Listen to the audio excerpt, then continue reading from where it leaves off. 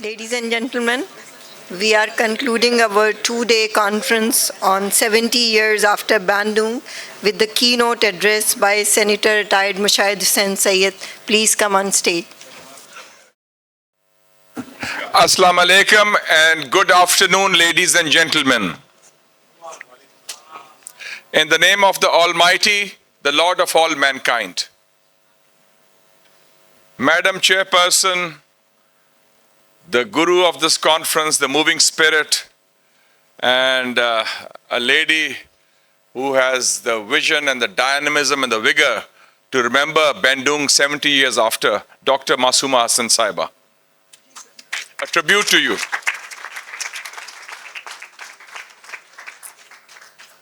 Other distinguished ladies and gentlemen from all over, especially my friend Javed Jabbar Saab.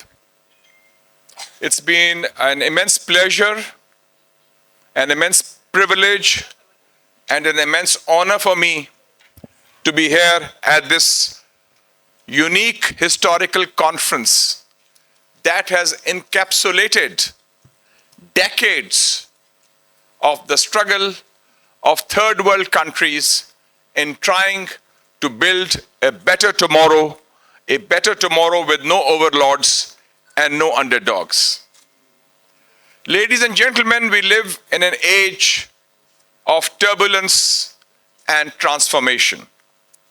And in fact, when we talk of the current epoch, I'm reminded of a very famous saying by the great Lenin. Lenin said, and I quote, "There are decades when nothing happens.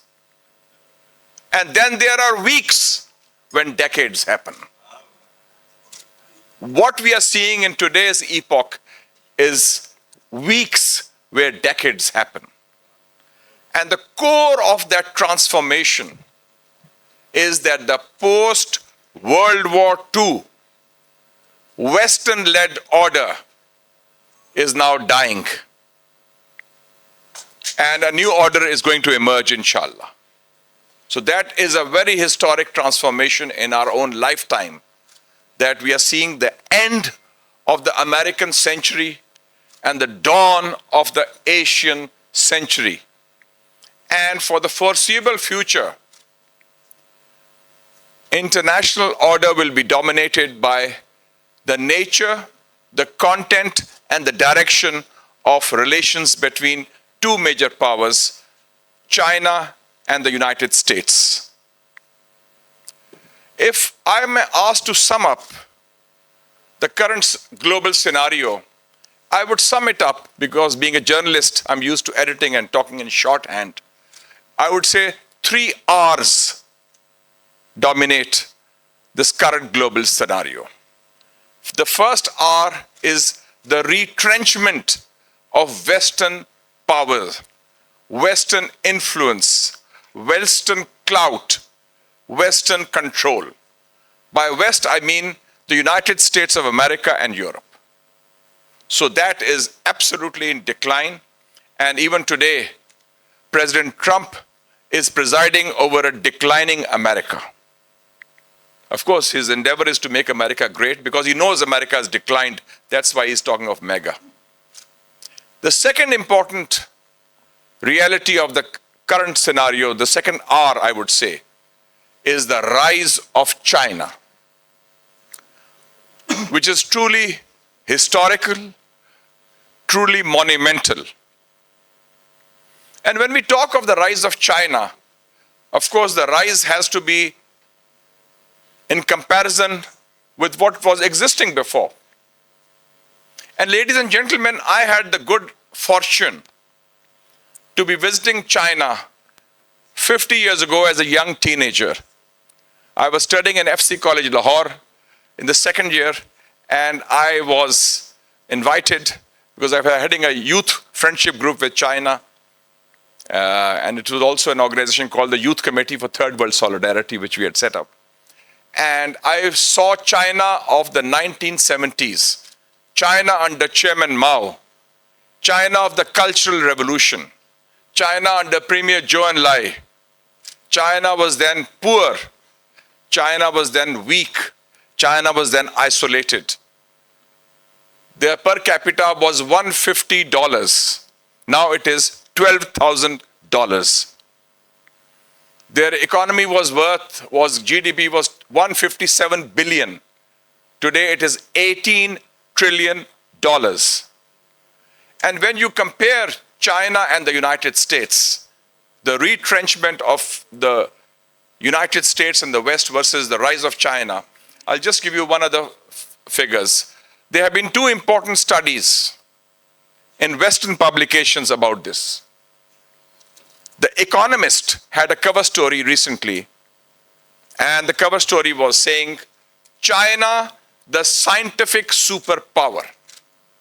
And they said, an Economist, which is the mouthpiece of the Western establishment in London, they said that the old science order, dominated by US, Europe, and Japan, has now, and there was a study by Gregory Stanton, who is the president of the Genocide Watch in the United States. Dr. Gregory Stanton, he gave a testimony to the US Congress last year, and he said that there may be a genocide in the making in India on Assam and occupied Kashmir. And he has listed 10 markers of how a genocide is there. First you demonize, then you isolate, then you go after them legally and otherwise. So that, I think, is a very important development. So in that context, I have that optimism, and I do not agree about what was discussed about the spirit of Bandung. I think the glass is half full. The spirit of Bandung is alive and well, and it is being rejuvenated and revived through the Asian century, because we are looking at a world order which is no longer unipolar. The first statement by the Trump administration on 20th January 2025 came from Marco Rubio, the Secretary of State. And what did he say? He said, we are entering the multipolar world. The first time that an American administration used the word multipolar world, and that was the US Secretary of State. So they have accepted. For the future, how do we see that?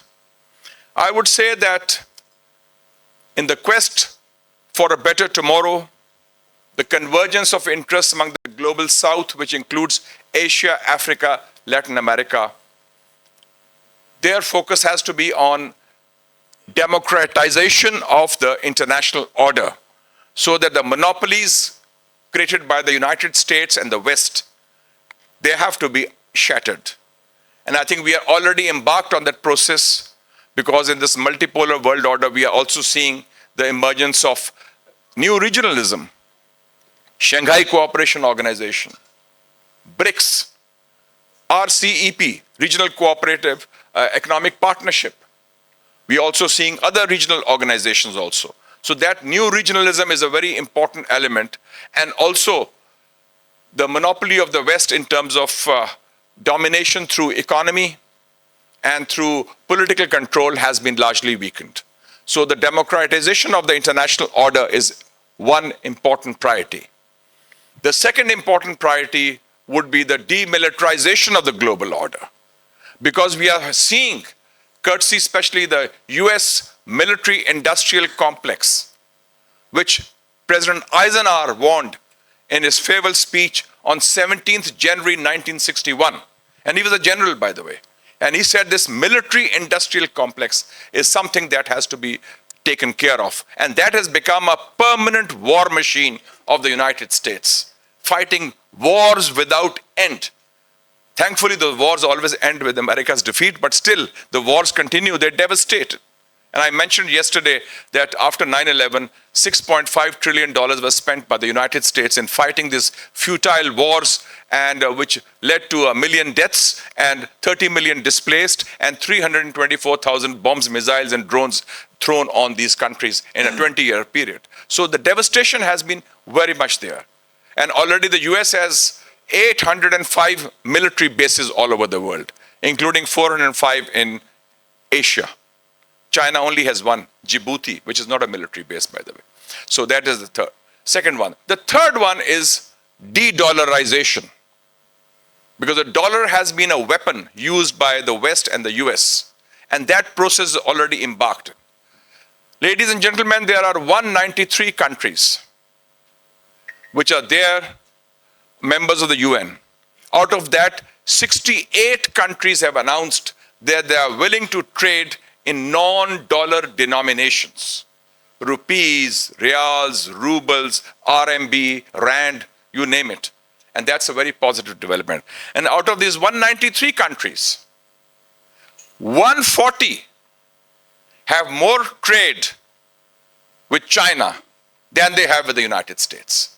That is why Trump's trade war and Trump's tariff policies have totally failed against China. So that, I think, is a very important element of the Global South's vision of the spirit of Bandung being taken forward, where the destiny of the countries which were colonized, now they're taking charge of their own destiny, and they're taking it forward free of, inshallah, of Western control and Western bullying. The second important aspect, apart from this agenda, has to be the issues that are vital for peace, security, and stability in strategic parts of the world. The core issue and the core test for President Trump is going to be Palestine. This genocide has to end, and until and unless there is an independent Palestine state with Jerusalem as its capital, Middle East will not see stability or peace, at least in our lifetime. And the experiment used by the Israelis against Palestinians, they had said after 7th October that they would try to eliminate Hamas, eliminate Hezbollah, eliminate the Houthis, seeing them as non-state actors. They have failed in that endeavor. Today, Hamas is negotiating with the CIA and with the Mossad through the Qataris and the Egyptians. Their leadership is very much intact, and the 20,000 people who were martyred out of their 30,000 military, that has been now regained. They've got new recruits. And you can see on Yemen, the US, since 15th of March, has spent $1 billion in bombing the Houthis, using bombers in Diego Garcia, but they have failed, and they have got 2 aircraft carriers, and 75% of the shipping of the Red Sea has been affected. So you can see that people say might is right. I would say right is might, and that is what they have demonstrated in that. So that, and the second issue in South Asia for us is the issue of Jammu and Kashmir, in which Dr. Masooma Hassan gave a brilliant exposition yesterday based on facts, legality, morality, and history. And I think that we have learned a lot on that. So these core issues have to be resolved. Otherwise, there will be unending strife and absence of peace. For the future, I feel that among Muslim countries, in the next 10 years, we will see the emergence of 5 major Muslim middle powers: Pakistan, Indonesia, Turkey, Iran, and Saudi Arabia. And that role is going to be extremely important. And many of these countries are being transformed.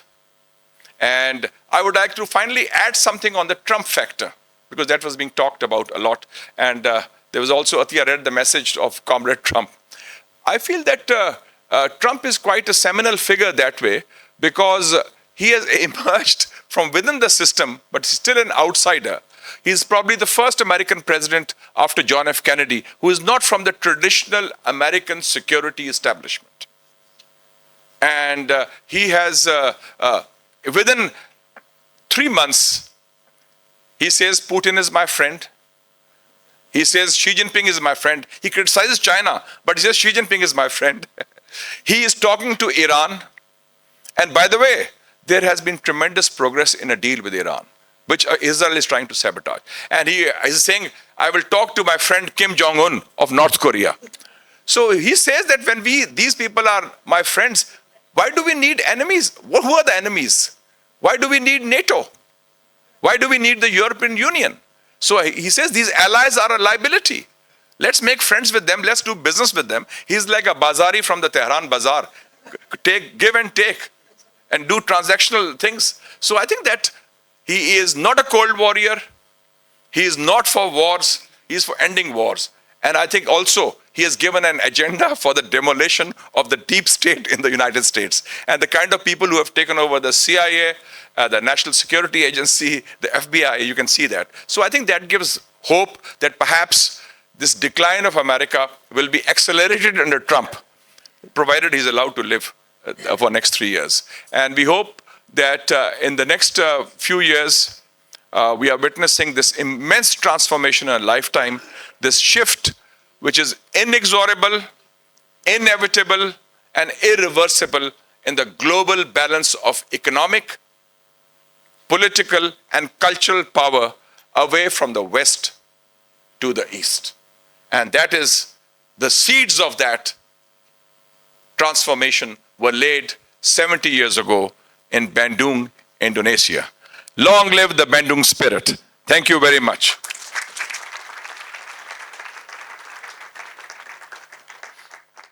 Thank you, Senator Mushaid Hussain Syed, for these final closing remarks. It has always been left to me to say goodbye. I had a dream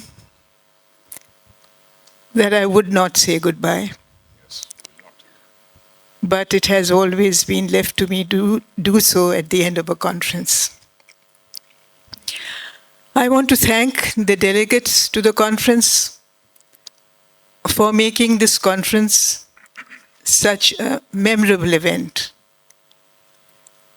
and for reviving the spirit of Bandung.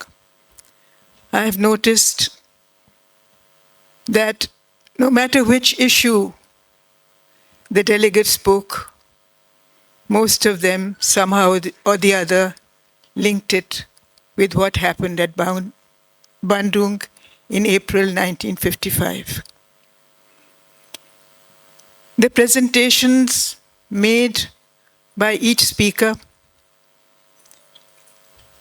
were a treasure trove of scholarship and wisdom. So much experience, so much wisdom, so much scholarly endeavor under one roof. ये कहिए कि ये खजाना था, which my colleagues and I will forever cherish. My thanks principally are to Mr. Mushaid Hussain Syed, because he brought so much vibrancy to the conference. We were all impressed by his amazing knowledge of historical events, his knowledge of men and matters, and especially his wit and his charm and the way in which he spoke and communicated with all of us. I want to, as I close this conference, I want to acknowledge the contribution of my team. To Dr. Tanveer Khalid for her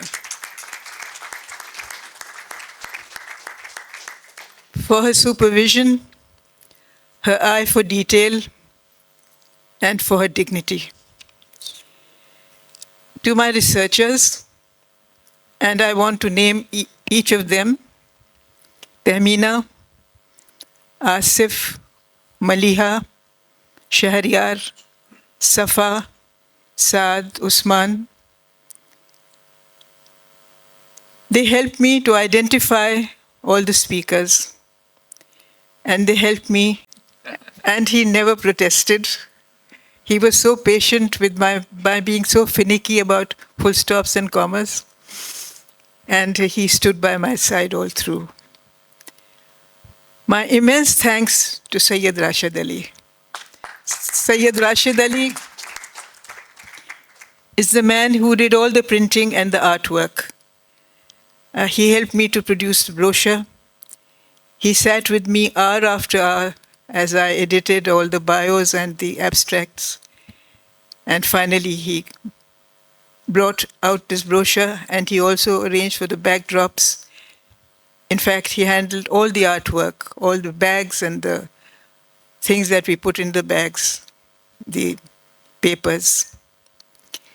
I want to also thank all the media outlets who covered the event and the Press Information Department of the federal government. I want to also mention that a company produced a documentary of our institute, which we showed off and on, and recognized the contribution of Arif Ba Halim for his voiceover about the institute. I don't think I have forgotten anybody. I'm going to come to that. I don't think I have forgotten anybody, but I cannot forget Hasnain Ali Khan. 3 cheers for him.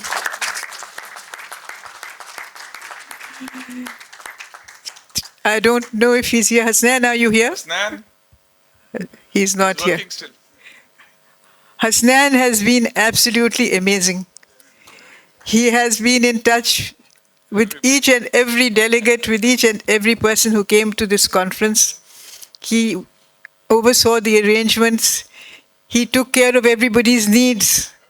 Even little demands which people made, he was so gracious about it and so kind to everybody. He even made sure that I had an ironing board in my room. He was very, very thoughtful about everybody. Also, ji?